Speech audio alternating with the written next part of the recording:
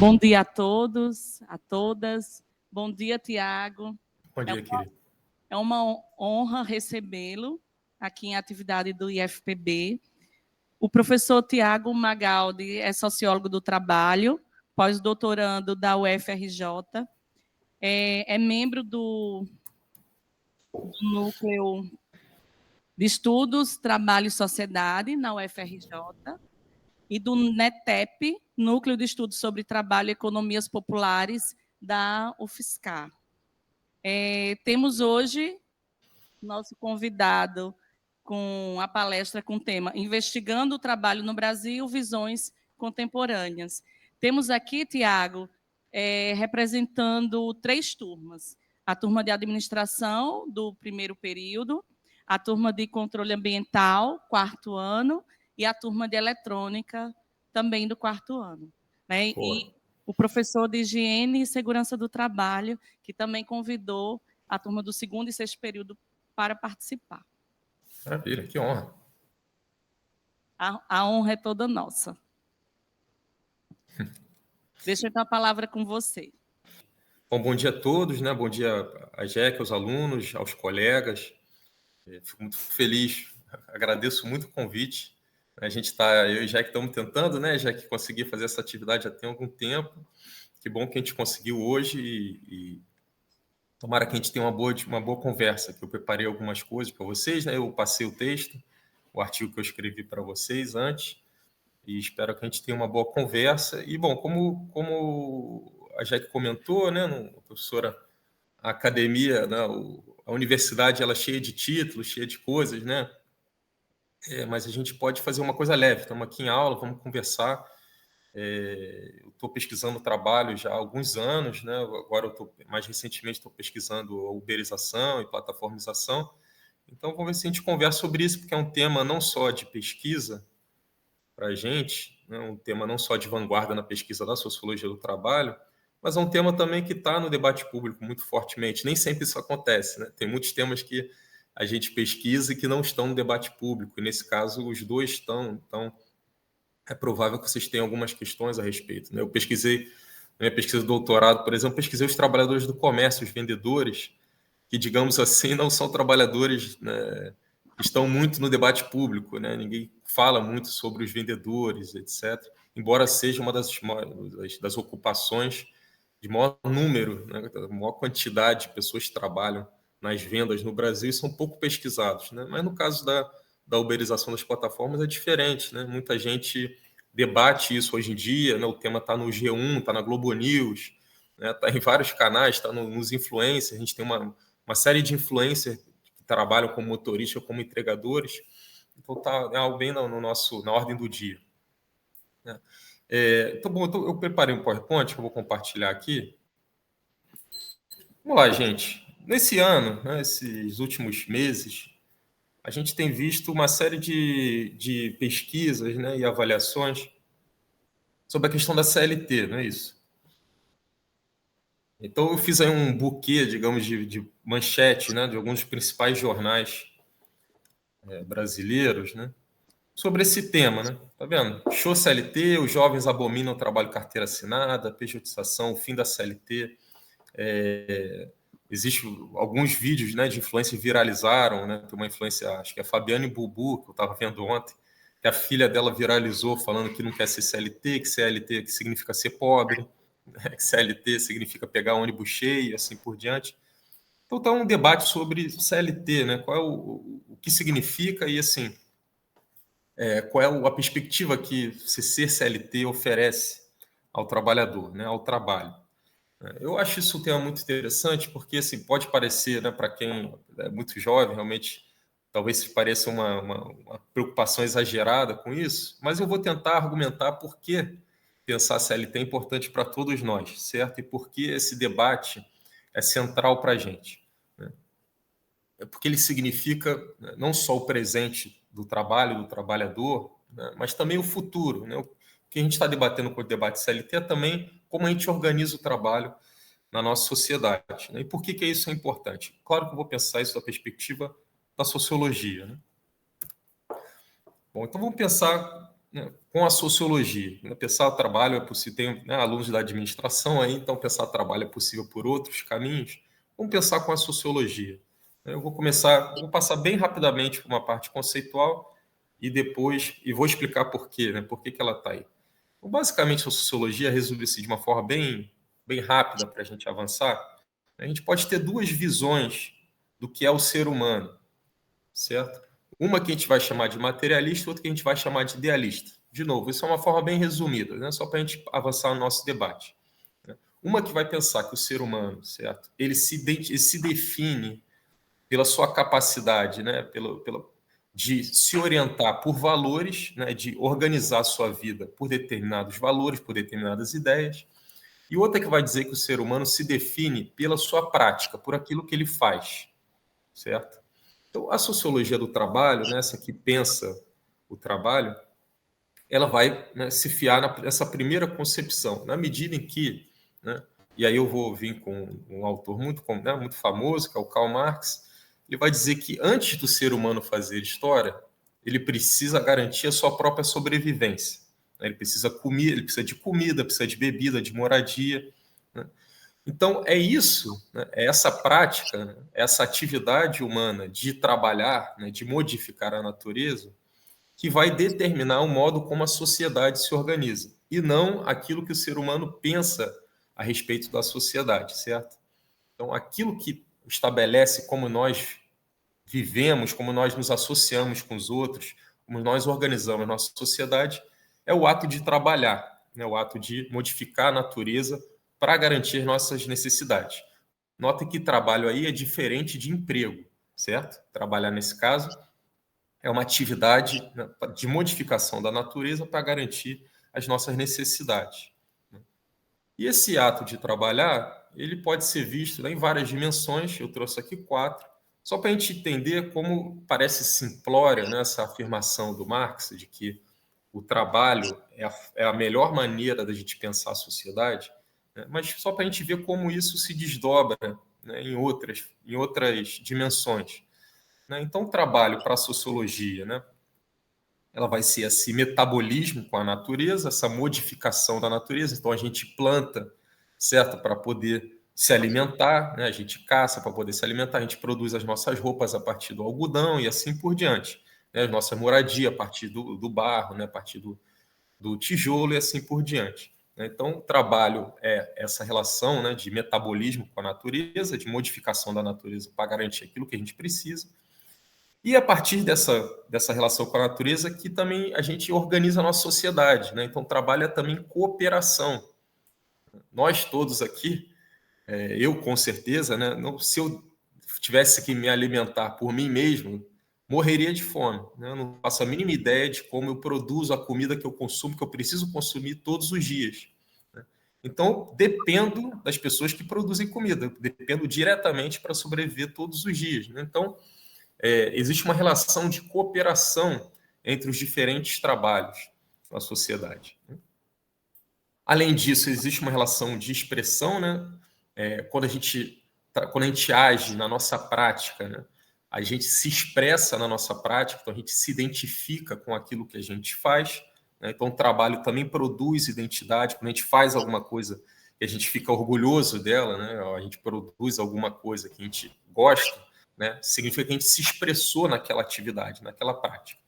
E, além disso, o trabalho também é o que o Marx vai chamar de substância de valor. Né? O trabalho também produz o valor econômico, né? O valor do dinheiro está ligado diretamente ao trabalho. Então, só para a gente ver como existem diferentes dimensões do que é o trabalho, quando a gente pensa ele enquanto conceito, né? Não só quando a gente desvincula ele da ideia de emprego, certo?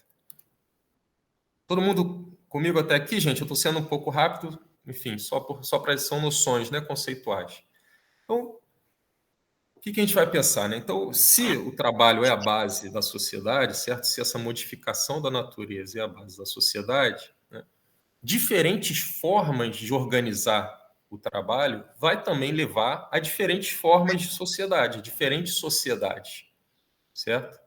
E a carteira de trabalho, né, brasileira, né, o que transforma um emprego em um emprego CLT, esse debate que eu trouxe logo no início, está diretamente ligado a isso, certo? A uma forma de organizar o trabalho na sociedade, né? Na nossa sociedade contemporânea. Por isso que eu trouxe esses conceitos. Bom, então vamos pensar um pouco qual é a relação entre trabalho, certo? Formas de organizar o trabalho e a carteira de trabalho, certo? Que é isso que está em debate hoje, está em disputa hoje, nesse ano. Então, vamos pensar a origem da CLT, né? A CLT, ela não cai do céu, certo? Ela é fruto de um momento histórico que eu não vou desenvolver muito aqui, não tem necessidade, mas ela é fruto direto disso que a gente chama de Fordismo, né? Eu conversei um pouco com a Jack sobre o que vocês já trabalharam, eu vi que alguns dos alunos já passaram, né, por esse tema, estão trabalhando sobre o toyotismo, né? Mas só para a gente lembrar, a ideia de Fordismo, né, que ela surge com o Henry Ford, não é isso? No início do século XX, nos Estados Unidos, mas que se amplia para a Europa e se amplia também para o Brasil. Ela nada mais ela pode ter uma série de interpretações, certo? Mas o que a gente vai trabalhar aqui, né, é o Fordismo enquanto um pacto de classes, né? Então, vocês sabem, a gente estuda isso muito no ensino médio, em história, né, que o século XIX, não só na Europa, mas em vários lugares do mundo, do Brasil, inclusive, é um século de muita disputa política, né, de muitos conflitos sociais, de muitos conflitos políticos, ligados diretamente ao trabalho. Isso se deu particularmente na Europa, né? Daí, por exemplo, foi o lugar onde o Marx produziu a sua obra. E na virada do século XX, certo? Por que isso aconteceu? Voltando para o século XIX, por que isso acontece? Né? Porque teve grandes conflitos sociais na Europa, nos Estados Unidos, né? Em parte no Brasil. Porque a gente tem a consolidação do modo de produção capitalista, que é um modo de produção baseado no trabalho assalariado, né? O trabalho que era diferente das formas de organizar o trabalho anteriores. A gente tem a consolidação do modo de produção capitalista no século XIX, só que a gente não tinha a perspectiva dos direitos do trabalho, né? De modo que o modo de produção capitalista no século XIX levou uma grande, né, exploração e uma grande pauperização da população trabalhadora, né? Que é algo que a gente, enfim, é muito comum, a gente tem muitos filmes a esse respeito, né? Muitas obras literárias a esse respeito, né? Tem Germinal, tem Os Miseráveis, né? Tem toda a biografia, toda a produção do Charles Dickens, né? Um autor muito famoso inglês a esse respeito. E o Fordismo foi a forma, né, que o capitalismo encontrou para se regular, né, para organizar o seu trabalho, né, a forma de organizar o trabalho. É como se o capitalismo dissesse, no início do século XX, olha, gente, vamos fazer os trabalhadores, vamos fazer o seguinte, certo? Ao invés, né, a gente vai dar para vocês uma série de direitos, certo? Um rol de direitos mínimos para garantir que vocês não incorram numa condição muito explorada, muito subordinada, certo, de trabalho. Por outro lado, a contrapartida vai ser o quê? Que vocês, né, que os trabalhadores se integrem na sociedade sem aventuras, sem grandes aventuras revolucionárias, certo? No início do século XX, a gente tem, por exemplo, a Revolução Russa, né, 1917, Revolução Comunista. Então, os países capitalistas estão, né, olhando para isso, preocupados, pensando, olha, se a gente não oferecer um rol de direitos para os trabalhadores, corre o risco de a gente passar por uma revolução socialista também. Então, o Fordismo, né, pode ser pensado enquanto esse grande pacto de classes que oferece direitos ao trabalho, né, direitos do trabalho, por isso coloquei aqui número 4, direitos do trabalho, ao mesmo tempo que integra politicamente a classe trabalhadora na sociedade, né, capitalista em formação. Então, quando a gente fala de Fordismo, politicamente é isso que a gente está pensando. É claro que existe todo, né, uma leitura também do Fordismo como Taylorismo, não é isso? Como aquela homogeneização do trabalho, a degradação do trabalhador, né, o trabalho desqualificado e assim por diante, não vamos entrar nisso. A ideia aqui é que o que simboliza, né, essa entrada do trabalhador, essa integração do trabalhador na sociedade capitalista no Fordismo. No Brasil, é a carteira de trabalho, né? É o reconhecimento de que você é um trabalhador oficial, reconhecimento oficial, ou seja, reconhecimento do Estado de que você é um trabalhador, isso é, de que você contribui para aquela sociedade, e porque contribui para aquela sociedade, você tem acesso a direitos. Então, a carteira de trabalho significa não que você tem um trabalho, né? Porque sabemos que no Brasil você pode trabalhar sem carteira de trabalho, não só no Brasil, como em qualquer lugar, né? Mas as carteiras de trabalho, elas significou e significa que você tem um trabalho reconhecido, isso é, que você tem acesso aos direitos do trabalho, a esse rol, que é esse pacto político entre classes, que garante aos trabalhadores uma série de direitos, direitos que nós naturalizamos hoje, né?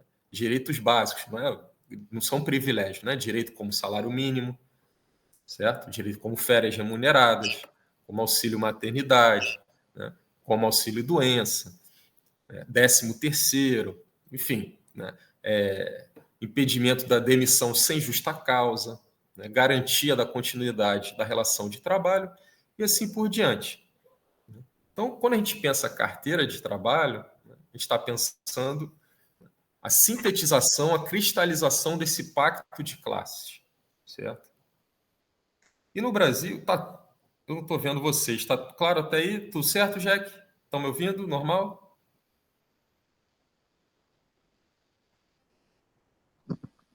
Sim, Tiago. Tá, obrigado. É que eu não estou vendo vocês, por isso eu estou aqui olhando a minha apresentação, né? Ok. Bom, então, isso também significou acesso ao consumo, né, aos trabalhadores. Então, no início do século XX, se formou, né, e o principal articulador disso foi ninguém mais, ninguém menos que Getúlio Vargas, no Brasil, né? E ele cria a carteira de trabalho em 1932, né? E estabelece a CLT, a Consolidação da Lei de Trabalho, em 1943. É isso. E produz, para além desses direitos, produz essa identidade operária. Aqui no Brasil a gente vai chamar de trabalhismo, enfim, tem outras formas de chamar isso, que significou isso, né? Significou a inclusão ou a promessa de inclusão, sobretudo, né, do trabalhador na sociedade formal, né? É bom lembrar que o Brasil tinha trabalho, o Brasil acabou, extinguiu, né, a escravidão no país em 1988, ou seja, a CLT, pouco mais de 50 anos entre o fim da escravatura, né, e o estabelecimento de leis trabalhistas. Isso, ou seja, o Brasil teve uma passagem do trabalho escravizado para, né, para uma sociedade capitalista baseada em trabalho assalariado muito rápida, né, de modo que essa promessa da inclusão das pessoas, né, da inclusão como cidadão, porque o direito trabalhista CLT significa não só uma proteção ao trabalho, mas também uma inclusão cidadã, certo? A garantia de participação no processo, não só, né, uma garantia de sobrevivência de direitos, mas também uma garantia de participação na sociedade, participação política, inclusive, né?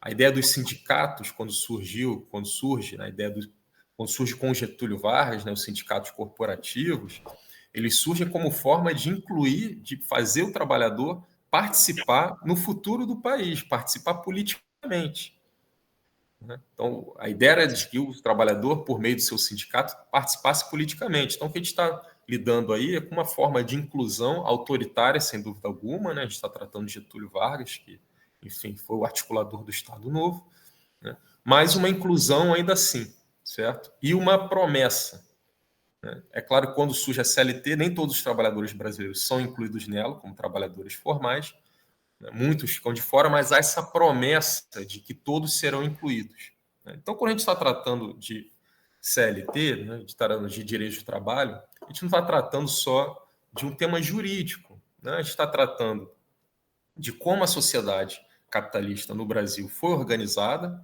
né, como a gente viu, né, com Marx ali atrás, né, que a gente precisa pensar como o trabalho é organizado numa sociedade para entender como essa sociedade funciona. Então, no Brasil, essa promessa, né, ela se consolidou na CLT e ela se cristalizou né, na carteira assinada, no objeto, né, que, se vocês pararam para pensar, né, a carteira assinada, propriamente dita, agora ela foi digitalizada, né, mas né, a maior parte da sua história ela é física. Né? Ela nada mais é que um caderninho, né, algumas folhas, certo, encadernadas numa capa azul. Em si mesmo, aquele objeto, né, aquela capa azul, aquele montoado de papel ali, ele não significa nada, certo? O que dá significado a ele, o que dá simbolismo a ele, é essa história, né? É o seu histórico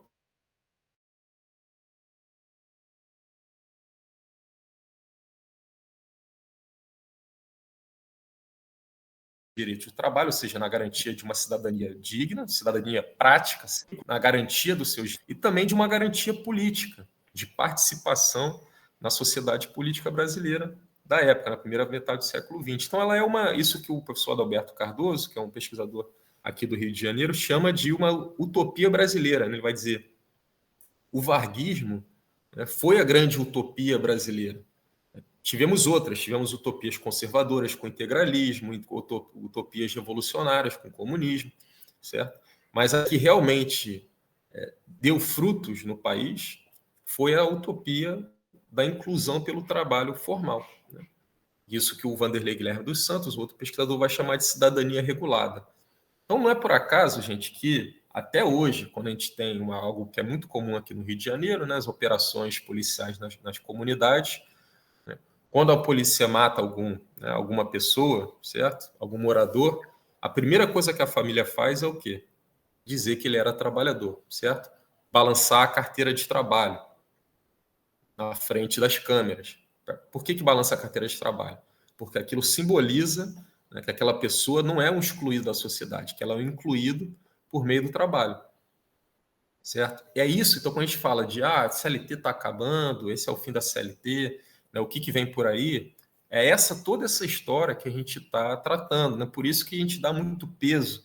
Pode ser algo que as pessoas mais novas, né, já que não acham um exagero, acham que a gente exagera a tratar disso, mas é porque quem conhece, né, quem sabe minimamente a respeito da história da carteira de trabalho, entende o peso do que está acontecendo. Né? Então, a gente fala muito rapidamente, o CLT vai acabar. Né? Isso significa toda uma história que está se acabando. Né? Então, só para a gente não ficar muito nas palavras, tem algumas representações dessa condição operária, né, que são muito comuns, que eu trouxe aqui. Tem esse quadro famoso da Tarsila do Amaral, né, que é capa de muitos livros de sociologia do trabalho, que retrata um pouco o que é essa sociedade do trabalho industrial, né, a sociedade fordista.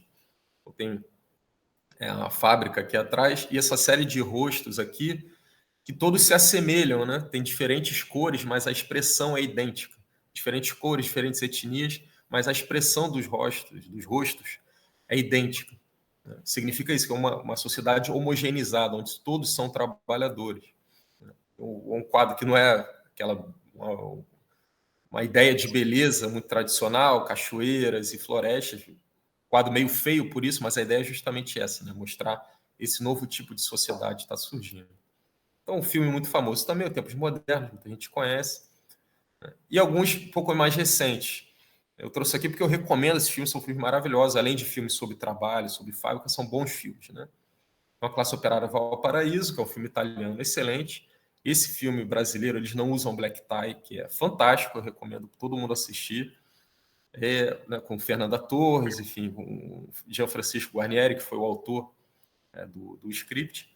E também um muito recente, para os jovens não acharem que a gente só vê coisa velha, né? Isso que é de 2019, com a Indústria Americana, que está no Netflix e que retrata também o que é uma fábrica moderna e que tem um argumento maravilhoso, que para quem não assistiu ainda, eles tratam de uma indústria americana que faliu, uma indústria de carros, né, que é muito tradicional nos Estados Unidos, que faliu alguns anos atrás e que ela é comprada, acho que em 2017, 2018, por aí, por um bilionário chinês. Por isso que, né, aqui embaixo está escrito em chinês. É comprada por um bilionário chinês. E esse bilionário chinês ele revitaliza essa fábrica e mostra, né, os conflitos entre o capitalismo, digamos, chinês e o capitalismo americano. Muito interessante. E, por fim, esse filme que é muito clássico, né, O ABC da Greve, é um documentário do Leon Richman que traz né, como seu protagonista, o nosso atual presidente da República, que antes de ser presidente da República, surgiu como uma grande liderança operária no ABC paulista. Então, também mostra para a gente muito de onde viemos, né? O que significa, o que representa o Lula na presidência hoje. É isso. Enfim, depois do Fordismo, a gente tem a passagem para isso que é conhecido como toyotismo. E é importante deixar claro, gente, que quando a gente trata desses temas, Fordismo, toyotismo, etc., é muito comum a gente ter essa sensação etapista, né, de que existiu o capitalismo liberal selvagem, né, do século XIX, depois existiu o Fordismo, depois o toyotismo, como se fossem etapas que uma negasse a anterior. Mas, na verdade, a gente tem elementos até hoje do capitalismo do século XIX, do Fordismo, certo? E também do toyotismo. Assim como a uberização, que é o passo seguinte, não nega o Fordismo ou o toyotismo, certo? Elas são só diferentes formas de organizar o trabalho. Nós continuamos, né, com formas de trabalho típicas do século XIX, típicas do Fordismo, típicas do toyotismo. Importante não pensar isso como etapas, mas como diferentes formas, né, diferentes maneiras. O toyotismo traz, eu não vou me estender nele, certo? Mas ele traz esse imperativo de flexibilidade. Então, o que significa, sociologicamente, pensar esse imperativo de flexibilidade? A gente não acabou de falar que o Fordismo significou um pacto de classes, cujos termos do pacto são os direitos do trabalho, certo? Então, o Fordismo, o toyotismo, quando fala de flexibilidade, que a gente ouve muito por aí, é preciso flexibilizar as leis trabalhistas, é preciso flexibilizar a produção e assim por diante. A gente está tratando de flexibilização desse pacto, certo? É a afirmação de que, por exemplo, o rol de direitos do trabalho ele é extenso demais, ele enrijece a produção.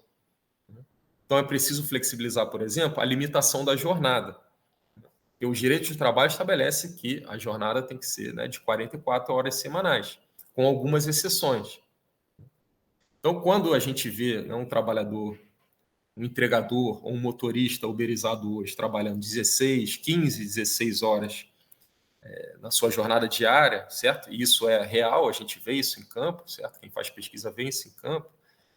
É dessa flexibilidade que a gente está falando, certo? Isso começa com o toyotismo, com essa ideia de que é preciso flexibilizar aquele grande pacto de classe feito, do qual a CLT é o grande símbolo. Então, flexibilizar a jornada, flexibilizar a remuneração, flexibilizar o vínculo de trabalho. O que é hoje o PJ, né, a pessoa jurídica, ou a uberização, certo? Ou o MEI, se não uma flexibilização do vínculo de trabalho, uma flexibilização da garantia de trabalho, né? E veja, a gente não precisa ser necessariamente contra isso, certo? Eu, particularmente, acho isso complicado, né? Mas não significa que a gente está aqui apenas denunciando isso como algo ruim. Tem muita gente que acha que flexibilidade é um dos caminhos para organizar o trabalho no país, certo? Eu falo isso porque é importante a gente se ater na sociologia a questões, né, a objetividade dessas mudanças. Então, você gosta ou não de flexibilidade da jornada, da remuneração, do vínculo, certo? Isso acontece objetivamente na nossa sociedade, né? Então, por exemplo, a perspectiva de horas extras, certo? Ela nem sempre existiu. Ela é algo recente, ela é algo que vem da ideia de flexibilidade. Remuneração por comissão, algo que eu pesquisei muito nos comerciários, né, nos vendedores das Casas Bahia e Ponto Frio, que eles têm no seu contrato de trabalho, o salário deles é R$ 0. Você tem um contrato de trabalho que seu salário é R$ 0. Por que é R$ 0? Porque eles recebem por comissão. O trabalho deles é montado em cima das comissões sobre vendas. Então, isso é uma flexibilidade da sua remuneração. A CLT garante o quê? O salário mínimo. Não é isso? E se você flexibiliza esse direito, você abre a possibilidade de ganhar mais? Sim, você abre a possibilidade também de ganhar menos do que o salário mínimo, certo? Então, o que o toyotismo traz, sobretudo, é esse imperativo de flexibilidade, o que leva a gente ao momento atual, né, que é o momento da uberização, que é esse momento de flexibilização, não só de flexibilização do vínculo de trabalho, mas efetivamente negação do vínculo de trabalho. Né? Então, bom, eu fiz uma pesquisa, né, agora estou entrando no texto que eu passei para vocês e eu vou fechando com ela, né? Eu fiz essa pesquisa sobre entregadores e motoristas, né, de plataformas, que é um dos temas de vanguarda hoje, né, na pesquisa sobre sociologia do trabalho. Por que é um tema de vanguarda? É porque todos no país se tornaram entregadores e motoristas? Não. É porque, assim como, né, em outros momentos históricos, né, houve uma pequena quantidade de trabalhadores que foram inseridos numa nova forma de organização do trabalho, né? Existiu aqueles primeiros trabalhadores fordistas, depois os primeiros trabalhadores toyotistas. Também agora surgem os primeiros trabalhadores uberizados. Né? E essa nova forma de organização do trabalho, ela tem uma tendência a se universalizar. Assim como o fordismo se universalizou, o toyotismo também. Né? A flexibilização hoje é característica de todos os contratos, da grande maioria dos contratos de trabalho. A uberização também tende a isso, certo? A se expandir, ela já está se expandindo. Hoje a gente já pode falar de uberização de professores, certo? De uberização de enfermeiros, né? Uberização, né, de profissionais de educação física, uberização de trabalho doméstico. Né?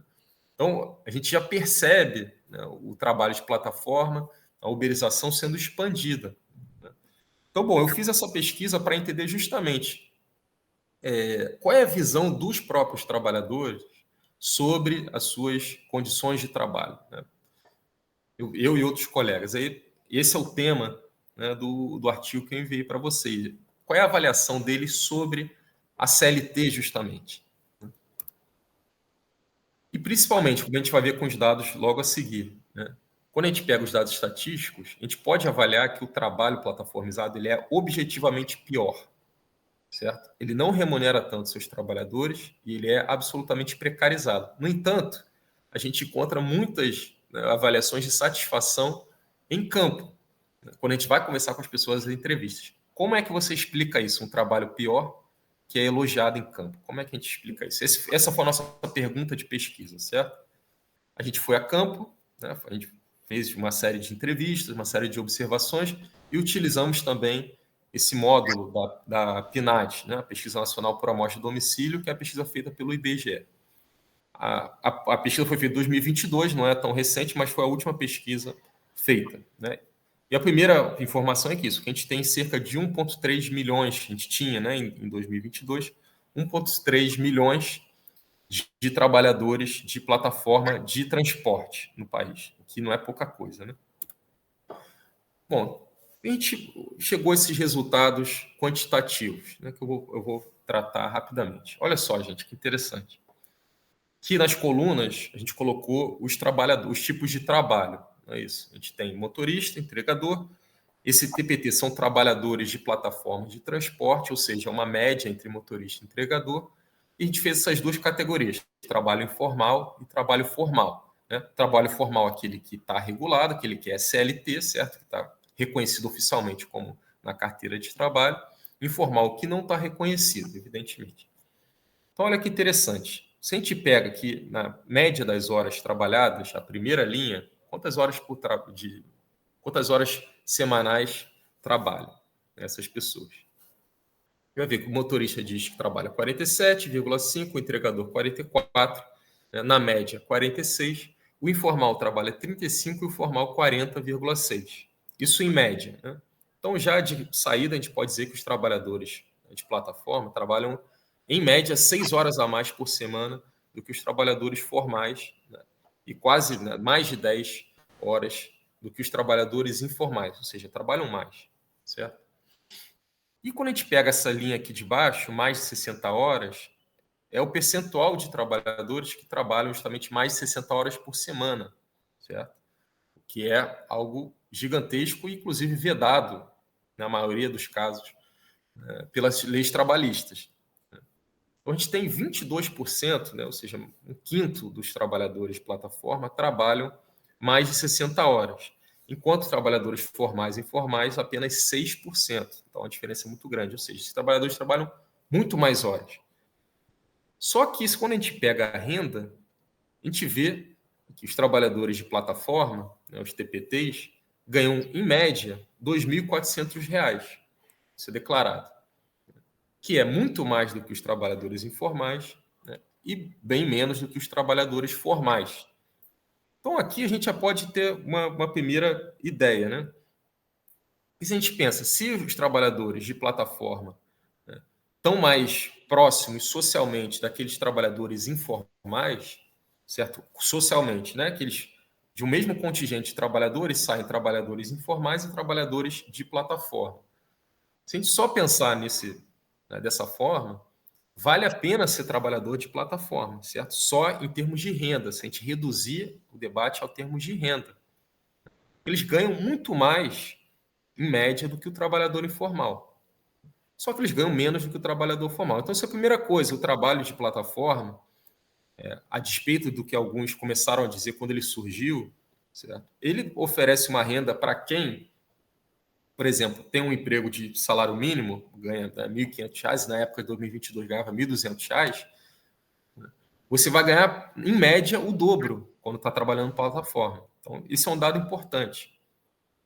Só que quando você faz a comparação, uma taxa, uma proporção, certo? Entre renda e hora, a gente vê que não tem tanta diferença, que é a última linha aqui, certo? A gente vê que trabalhadores de plataforma ganham R$ 12 por hora, os informais ganham R$ 12,2, ou seja, ganham um pouco mais. Os trabalhadores formais ganham R$ 20, né, por hora. O que está acontecendo aqui com esses dados, gente? É que os trabalhadores de plataforma eles estão aceitando ou estão trabalhando mais para ganhar mais, ou seja, estão aumentando a sua jornada. Então, esses trabalhadores trabalham muito mais para ganhar mais também. No entanto, sempre continuam ganhando menos do que os trabalhadores formais, certo? Bom, como é que a gente explica isso, né? Como é que a gente explica essa aparente contradição? Você ganha menos, trabalha mais e prefere, né, prefere não ser CLT. Como é que a gente explica isso? Bom, por uma questão simples, né? Quando a gente vai entrevistar os trabalhadores, entregadores, motoristas, a sua trajetória de trabalho geralmente é uma trajetória de CLT, certo? Eles estiveram inseridos em trabalhos formais, mas que remunerava eles muito próximo ao salário mínimo, né? Então, o que está acontecendo é se, né, esse trabalhador percebe que ganha mais no trabalho, ele prefere não, né? Ele está fazendo essa escolha de ganhar mais, ao invés de ter direitos garantidos, certo? Isso por isso que o tema da CLT está tão forte ultimamente. Ou seja, eles têm disposição para jornadas maiores, certo? Por maior remuneração. Então a gente pode pensar que esses trabalhadores estão sendo enganados, que os trabalhadores estão sendo manipulados, que eles não compreendem a importância dos seus direitos, etc. Mas há um desejo de autonomia, certo? Hoje em dia, né, que é uma das marcas, né, da cultura do trabalho hoje, a gente tem que levar em consideração, né? Esses trabalhadores elogiam muito a possibilidade de construção da sua jornada de trabalho, coisa que o trabalho regulado, né, CLT, não permite, né? E também de não serem muito assediados, né, durante seu trabalho, né, assédio moral mesmo. Ele trabalha CLT com o patrão, quem já trabalhou sabe que não é fácil, né? Você tem que engolir muito pepino, é muito assediado. Esses trabalhos com menor qualificação geralmente têm, né, patrões, chefes muito autoritários, certo? Então, gente, e também existem críticas, isso é importante deixar claro, né? Não estou aqui elogiando as plataformas, está tentando ver qual é a percepção dos trabalhadores a respeito delas. E existem muitas críticas também, né? Há uma comunicação muito precária entre os trabalhadores da plataformas, há bloqueios unilaterais, certo? Um dia você pode trabalhar, outro dia você não pode, você não sabe por quê, né? E também há uma crítica de uma perspectiva de direitos também. Os trabalhadores sabem que eles não têm direitos, eles não são enganados, manipulados, eles sabem que não têm acesso à aposentadoria, né? Não têm acesso ao auxílio-doença, não têm acesso às licenças. Se eles param de trabalhar, se ficam doentes, eles não recebem, eles param de receber, coisa que um trabalho regulado permite, certo? Então, é importante ter essa dimensão, né? A gente está num momento de crise, né? De crise do trabalho regulado, crise da CLT, né? E é importante a gente tentar entender por que essa crise, né? Sem ser muito dogmático com isso. Então, o que tem acontecido é que o trabalho regulado, né? E eu estou encaminhando para o final, o trabalho regulado CLT, ele tem sido degradado nos últimos anos propositalmente. Então, não é que o trabalho CLT seja em si mesmo ruim, ele oferece uma série de direitos que são fundamentais. Só que ele tem sido, nos últimos anos, muito degradado, né? O valor do salário mínimo nos governos Temer e Bolsonaro, por exemplo, né, ele não ganhou não teve nenhum ganho de compra, no poder de compra, certo? Então há essa política de valorização do salário mínimo recente, né, que está trazendo-se de volta essa ideia de que o trabalho regulado precisa garantir, né, garantir a subsistência do trabalhador. Então, o que a gente precisa pensar hoje para tentar entender essa crise, né, do trabalho regulado, da CLT, é o que ele significa efetivamente hoje na prática. E aí a gente volta lá para o início. Né? O que é esse trabalho, o início da apresentação? O que é esse trabalho na prática, para além do que as pessoas acham que ele é? O que ele significa na prática, certo? Eu trouxe aqui alguns exemplos de entrevistas, só para a gente ter, só para vocês verem que eu não estou falando isso da minha cabeça. Né?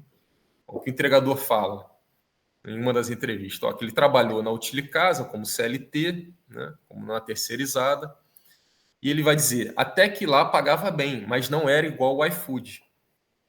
Ou seja, um trabalho CLT que pagava muito mal.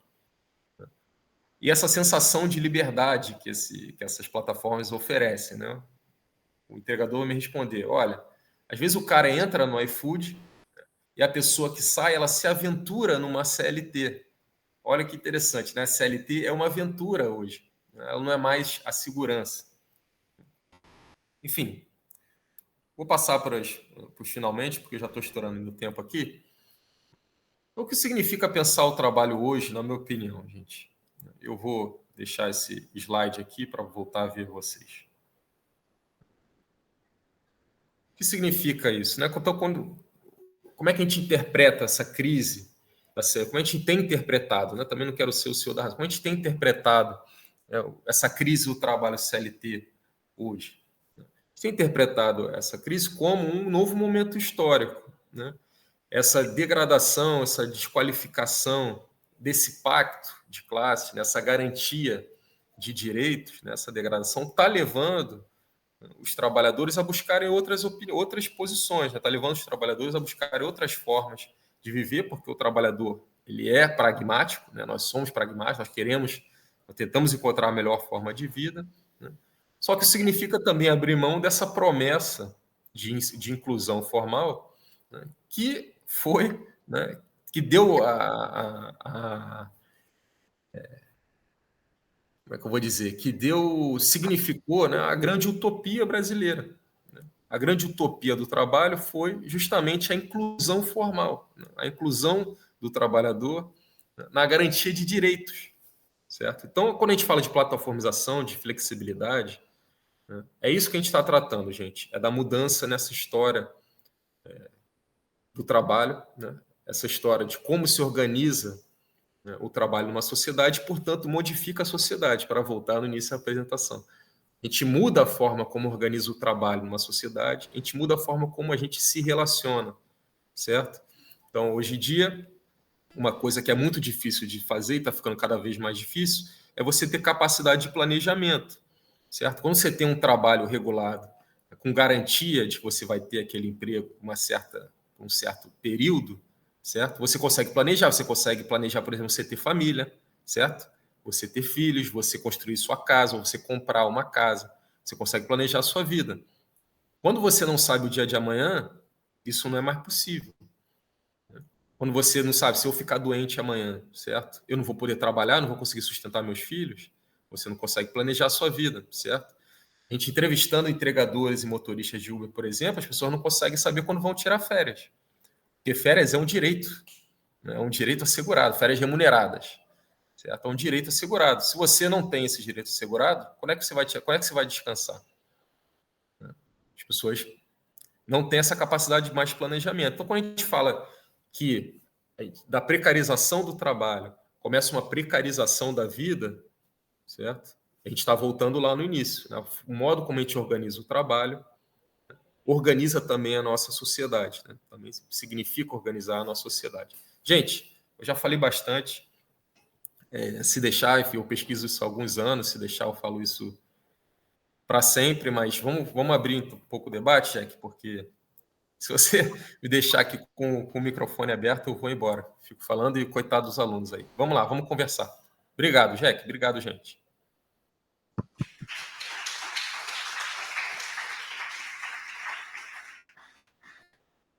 Obrigada, Tiago.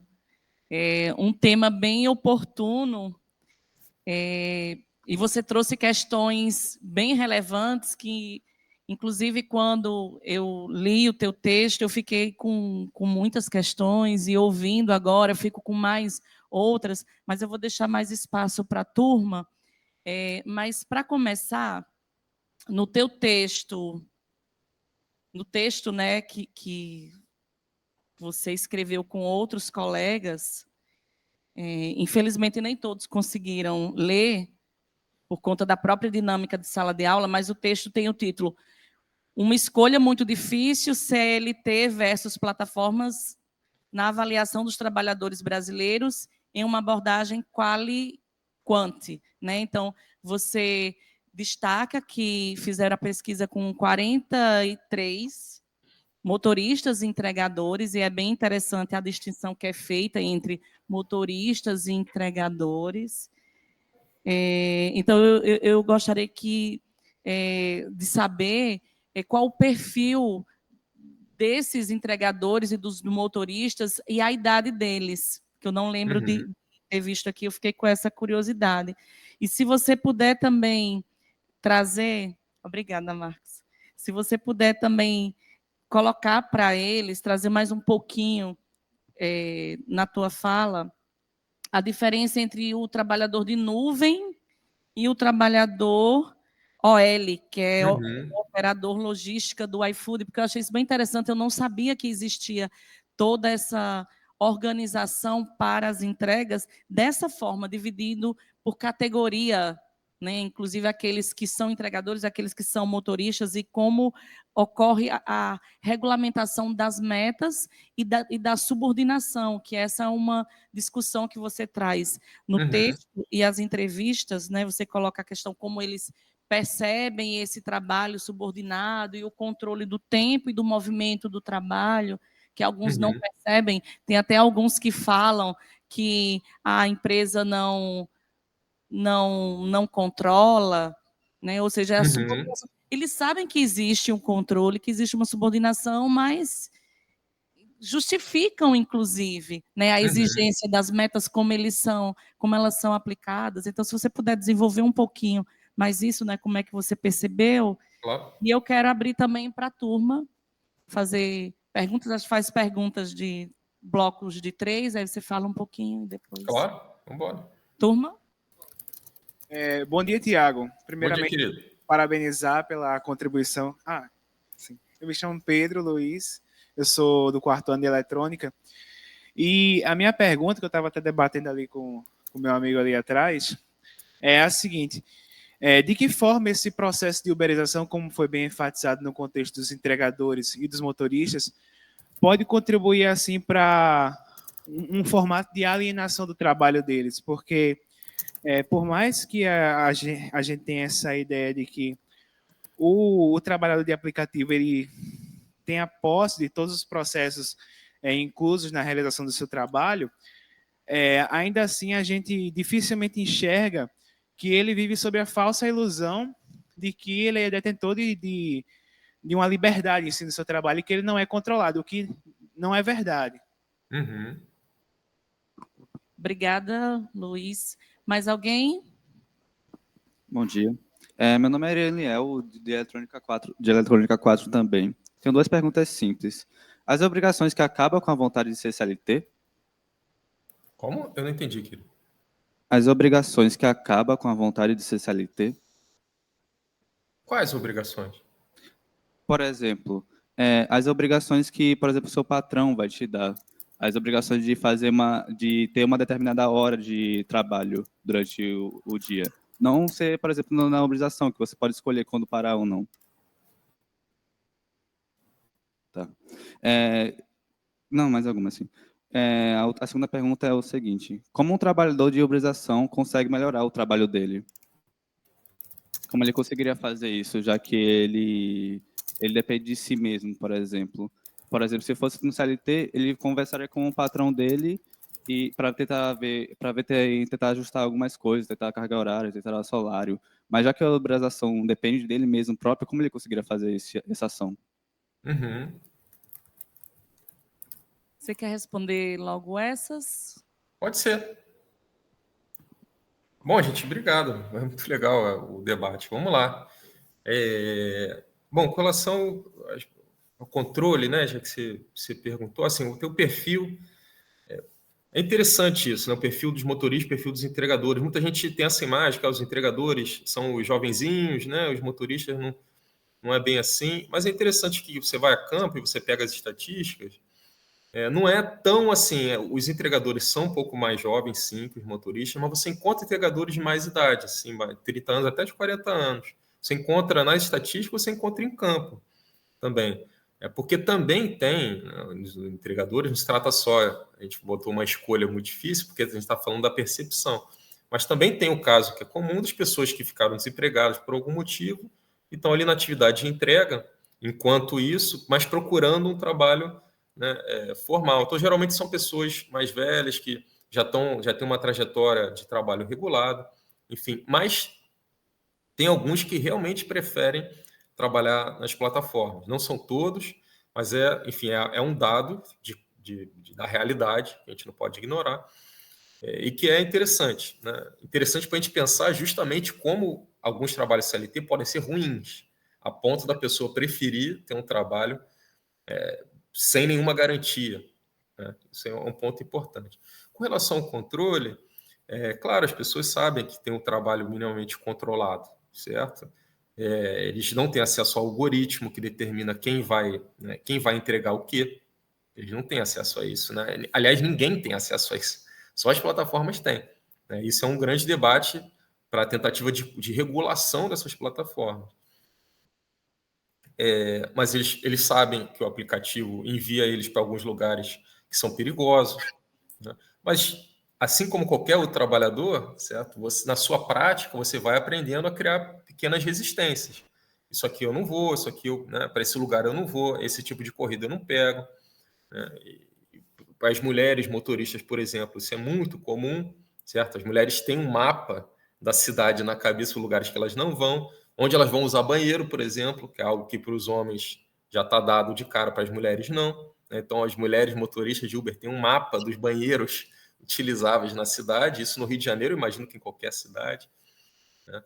Enfim, e tem também essa perspectiva que, não sei se você já deu para eles, já que é a do Braverman, né, que é perspectiva taylorista, também relativa ao controle, que significa a apropriação do conhecimento do trabalhador, né? Então, quando esses trabalhadores estão entregando ou, né, fazendo corridas no Uber ou em outros aplicativos, né, essas empresas elas estão coletando esses dados desses trabalhadores sobre como é que está o trânsito na cidade, né, ou algum lugar que está tendo muita chamada, algum lugar que está tendo muito trânsito, etc.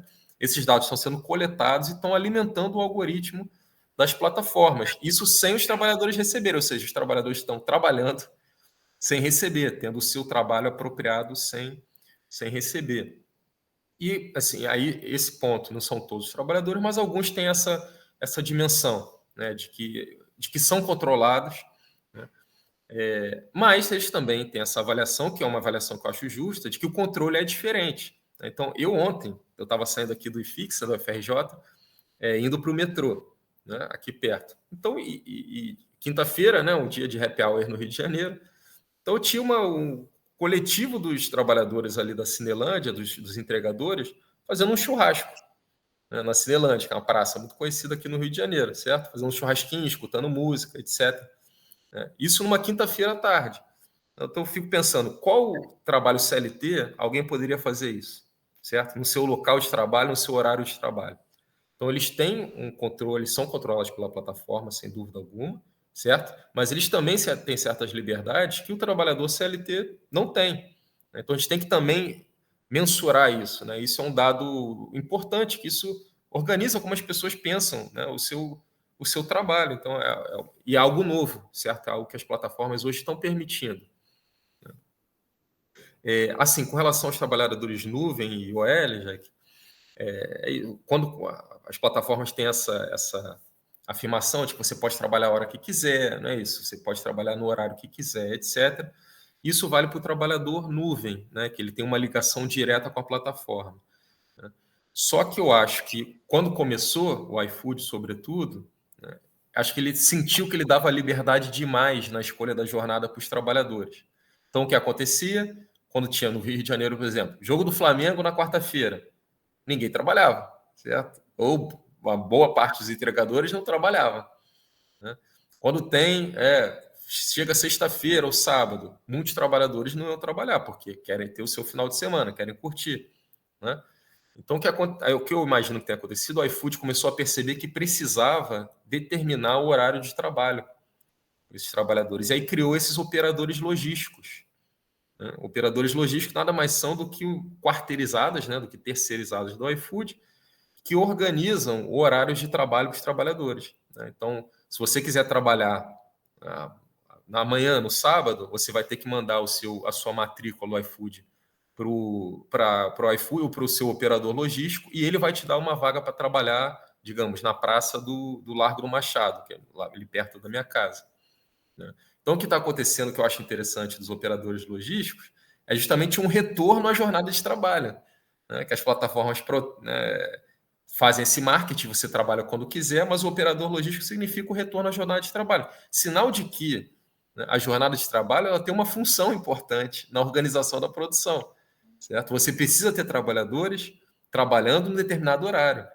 Né? Então, enfim, é um pouco por aí, já que não vou... Você quer falar alguma coisa? E quando ele agenda a corrida, para ele cancelar ou mudar o horário, pode ter uma punição, inclusive, Sim. não é? No caso do operador, no caso dos nuvem, não. Não, Mas da do logística. operador logístico, sim, ele pode correr o risco de não conseguir a vaga de novo. Certo? Ou seja, o que é isso? É um trabalho subordinado CLT, certo? Controle. Só que sem direitos. Então, o que está acontecendo, né, quando a gente fala de precarização das relações de trabalho, é isso, você está agora uberizando os trabalhadores, né, só que sem direito. Agora o trabalhador já tem horário de trabalho, certo? Ele já tem uma remuneração mínima que ele recebe, agora, né, ele está sendo controlado diretamente como um trabalho CLT, certo? Então, o que ele abriu mão aí? Abriu mão só dos direitos, né? Esse é um problema grave, certo? Bom, eu vou passar agora para a pergunta dos colegas. Né? A uberização pode contribuir para a alienação do trabalho? Pô, sem dúvida, né? Todo trabalho, como a gente viu com Marx, né? Todo trabalho na sociedade capitalista, o trabalho que você trabalha para outra pessoa, ele é um trabalho alienado no sentido próprio, no sentido de que ele é um trabalho para outra pessoa. Você vende o seu trabalho para outra pessoa. Né? E a uberização pode contribuir muito nisso. Né? Primeiro, porque você está trabalhando para uma empresa, você não está trabalhando para você mesmo, certo? Você está prestando um serviço, uma empresa, e um serviço que você não sabe exatamente como é organizado. Né? Você sabe como você organiza a sua prática. Nós organizamos a nossa prática de trabalho. Né? Nós temos nossa experiência. Mas você não sabe como aquela empresa está organizando o seu trabalho, exatamente. Como é que o algoritmo está organizado? Inclusive porque o algoritmo e a forma como essa empresa organiza esses trabalhadores muda constantemente. Né? Veja, quando você não tem direitos, né, quando você não tem a perspectiva de que a empresa é regulada, tem uma regulação legal, você permite que a empresa, que é o polo forte da relação, organize seu trabalho da forma que ela quiser. Quando não tem direito, o que vale é a força, gente. E quem tem mais força é a empresa, não é o trabalhador, sem dúvida alguma. E aí, como é que o trabalhador, passando para outra pergunta, como é que o trabalhador uberizado consegue melhorar o trabalho dele? Da mesma maneira que os trabalhadores organizam, né, melhora o seu trabalho desde que existe capitalismo, fazendo mobilização, certo? Que são os breques dos apps ou as greves de motorista Uber, se não uma tentativa de melhorar o trabalho. certo? É daí que surgiu o sindicato. Sabe? O sindicato não é só aquilo que a gente imagina, aquele sindicato, aquele sindicalista lá que não faz nada, e etc. Esses sindicatos que existem, né, no Brasil. O sindicato surge a partir da movimentação dos trabalhadores, por melhoria do trabalho. Então, a principal reivindicação dos breques dos APPs qual é? Aumento do valor da entrega. Né? Então, é assim que você melhora o trabalho. Quando você tem um trabalho regulado, você pode também recorrer à Justiça do Trabalho. Só que, como o trabalho uberizado não é reconhecido como trabalho, você não pode recorrer à Justiça do Trabalho, certo? Então, o que eles estão fazendo? Mobilização política, não tem outra forma. Você tem que mostrar que tem força, né, para parar o trabalho. A principal coisa que nenhuma empresa capitalista quer, desde o século XVIII até hoje, é que a sua produção pare. Certo? Então, a maior arma na mão dos trabalhadores é a greve. Era antes, há 2 séculos atrás, continua sendo, né? Que é uma coisa difícil de organizar, sem dúvida alguma, não é fácil. Mas então, quando falam a breque dos APPs, é um outro nome para a greve. Breque dos APPs é um outro nome para a greve. Certo? E é difícil de organizar, até por conta da individualização, né, do próprio trabalho. Sim. Nessa forma de organização. Sim. E que já está sendo essa que eu falei, está sendo superada, né? O que é esse churrasco entre os trabalhadores ali na praça, aqui do lado do IFIX? É uma forma de produzir sociabilidade, certo? Uma coisa que tinha muito nos sindicatos, né, no século XX no Brasil, time de futebol, certo? Tem vários times que até hoje têm essa tradição, né? Tem o Operário, tem tem o Ferroviário, né?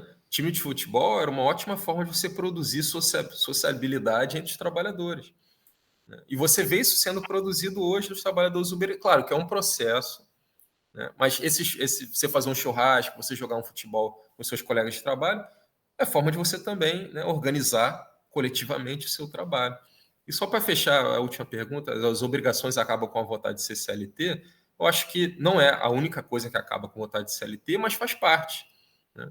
Então, uma coisa que a gente escuta muito em campo é os entregadores e os motoristas falando: olha, eu cansei de escutar a historinha de patrão. Né?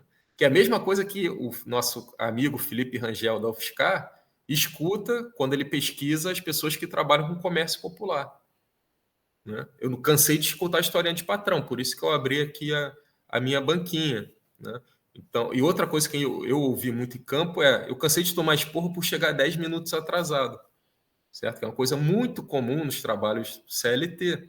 Né? Ele falou: olha, aqui eu chego 10, 15, meia hora atrasado, ninguém reclama comigo. Então, isso é um fator que a gente tem que levar em consideração. Né? Como a pessoa se sente, como ela experimenta o seu trabalho, é central, né? Na nossa experiência, na nossa vida. Você ficar escutando seu patrão enchendo o seu saco todo dia da semana, imagina, isso é horrível. Né? Enfim, também estou falando um pouco demais. Vamos lá, vamos para as próximas. Mais alguma pergunta? Bom dia. Bom dia, querido. Eu quero saber de que forma essa nova modalidade de trabalho, o contrato zero, afeta a modalidade de trabalho antiga, que é mais a questão com vínculos empregatícios, mais voltado ao modelo fordista, principalmente visto como o modelo do contrato zero surgiu na Europa, né? Essa questão da normalização da precarização e como isso afeta o modelo de trabalho mais seguro, que no caso seria o vínculo empregatício CLT, mais amplamente falando. Cauã, administração. Valeu, Cauã. Mais alguém? Bom dia, Tiago. Bom dia, querido. Meu nome é Arismar, eu sou professor aqui do curso de administração na área de segurança do trabalho. Então, realmente, quero parabenizar pela palestra, né? Muito interessante, muito oportuna, as temáticas bem atuais na conjuntura que a gente vive. E algo que é muito interessante, que assim chamou minha atenção, é que nós observamos que os direitos sociais que estão garantidos a partir da CLT, que são realmente garantidor da sobrevivência humana do indivíduo enquanto trabalhador, ele está sendo, digamos, deixado de lado até certo ponto, mas, na verdade, o que nós observamos que isso não é real, né? Que ninguém está disposto, digamos, a ele adoecer, ter uma doença do trabalho ou um acidente de trabalho e, consequentemente, ficar totalmente desacobertado. Então, dentro dessa realidade, o próprio governo, há um tempo atrás, ele tentou regularizar esse processo, mas teve tanta resistência que não conseguiu avançar.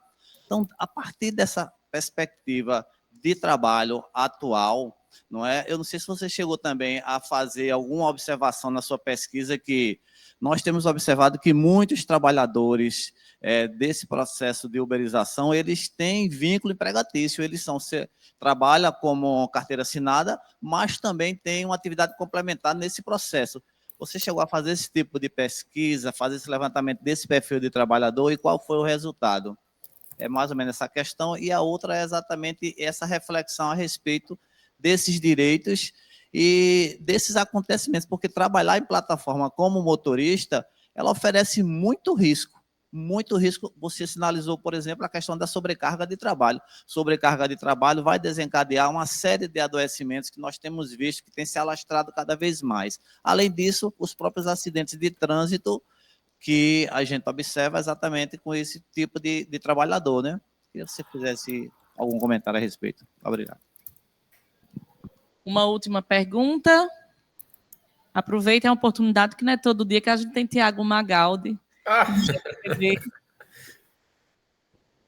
Bom dia, eu sou Gisele, eu faço administração e eu queria saber se o trabalho em plataformas é uma novidade ou é apenas a atualização da precarização que já existia aqui no Brasil. Obrigada, Gisele. Pronto, Tiago. Você responde essa e aí a gente fecha. Maravilha. Gente, muito obrigado, viu, pelas perguntas. É um tema muito instigante, vocês já viram. Se deixar, eu não paro de falar a respeito, né? Bom, com relação à primeira pergunta, né, do Cauã, que forma essa nova modalidade afeta a antiga. Bom, a gente pode ver isso, Cauã, pelos próprios setores mais afetados, né, os setores de entrega, né? Uma da pesquisadora pioneira desse trabalho, né, no Brasil se chama Ludmila Bilho. Para quem se interessar, ela tem entrevistas, textos, uma série de coisas a respeito. Tem um documentário, aliás, que eu não falei, que é o GIG, né, a uberização do trabalho, um documentário excelente, muitos pesquisadores aparecem ali.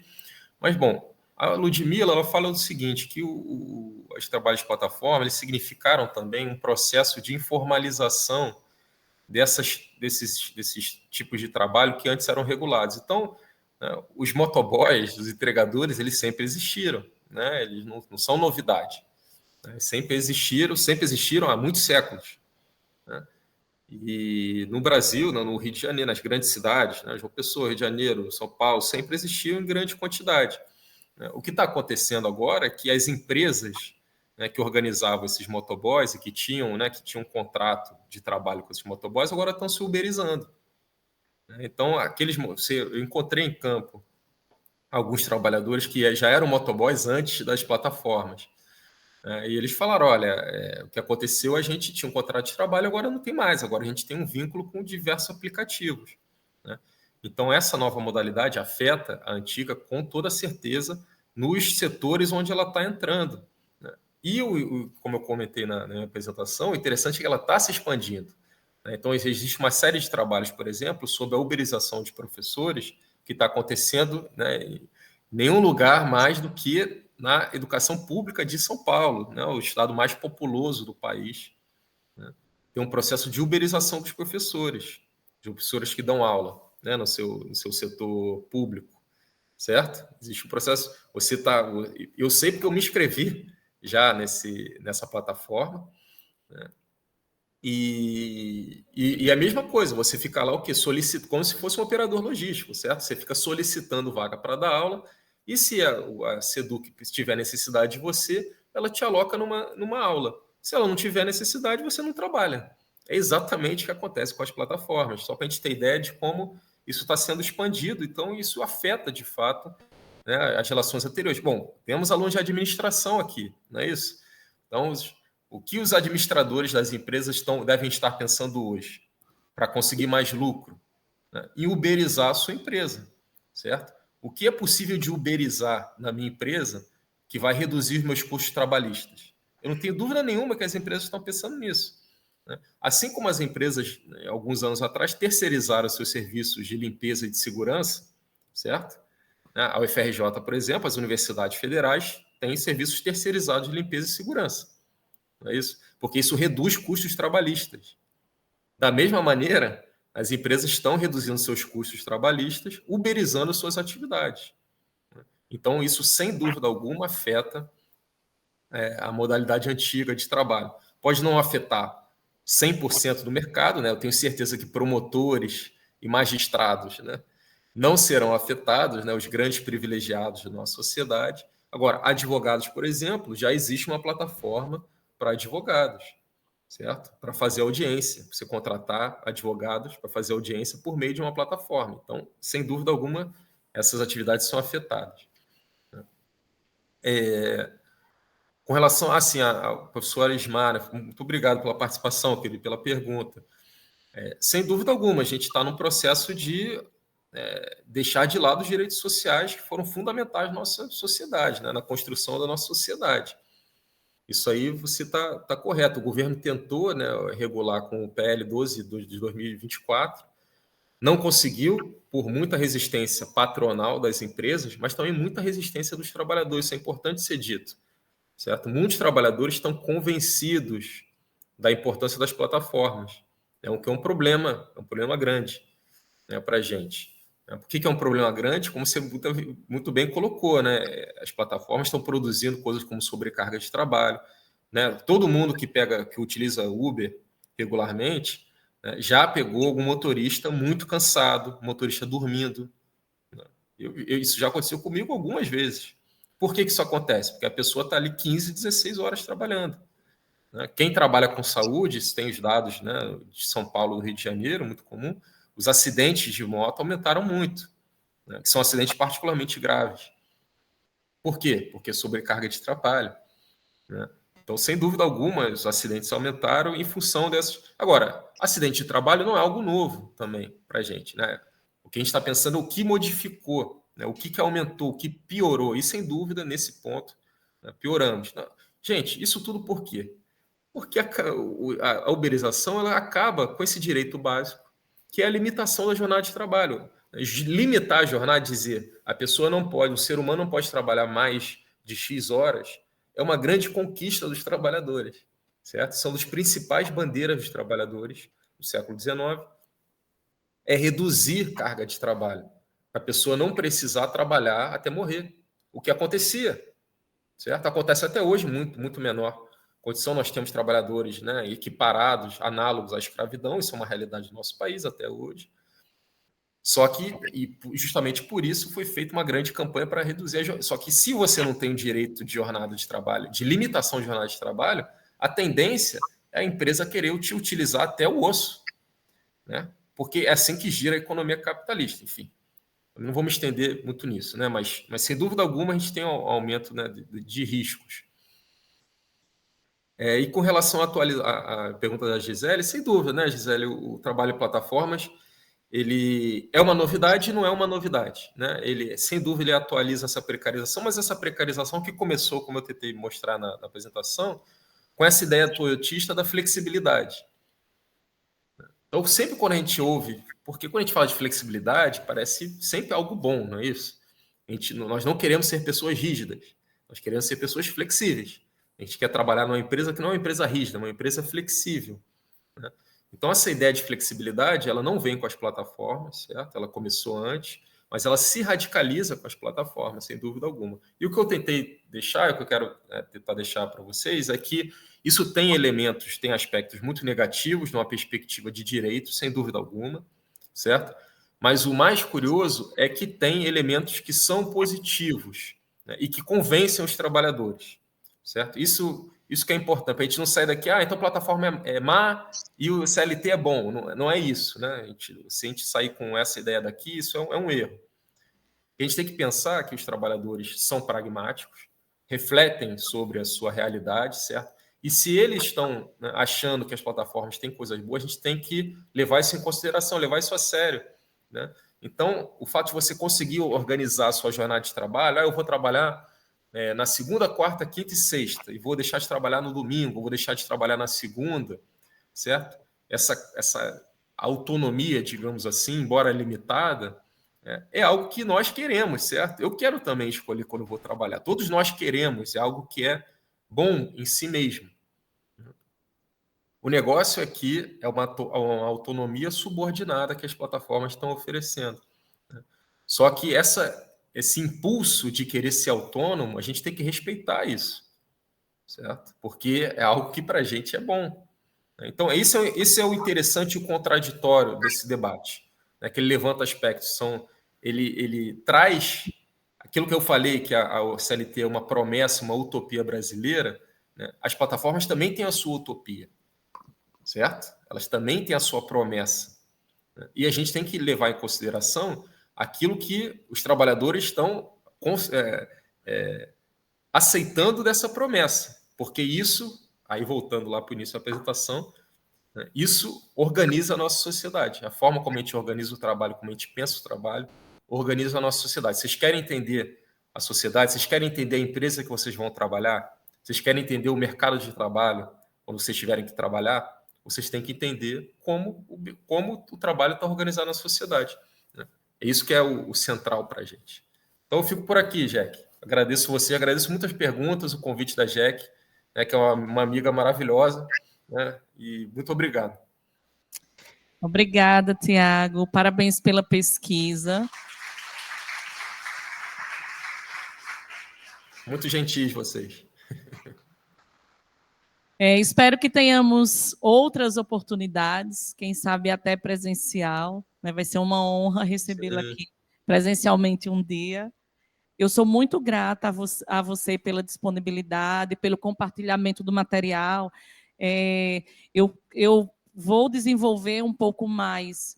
A gente vai continuar com essa discussão e desenvolver um pouco mais o teu texto. E eu vou te dando o feedback de como eles estão assimilando o conteúdo. E a gente vai ter outros momentos para a gente continuar com essa conversa. Com certeza. Jack, eu te agradeço o convite, agradeço os alunos, as perguntas. Quem tiver interesse no tema, pode me entrar em contato, já que passa o meu e-mail para vocês. Entre em contato, tem um mundo de textos, filmes, vídeos, se vocês quiserem, para quem quiser conhecer um pouco mais, saber um pouco mais da pesquisa. Muito obrigada, Tiago. Até a próxima. Tchau, tchau. Valeu, gente.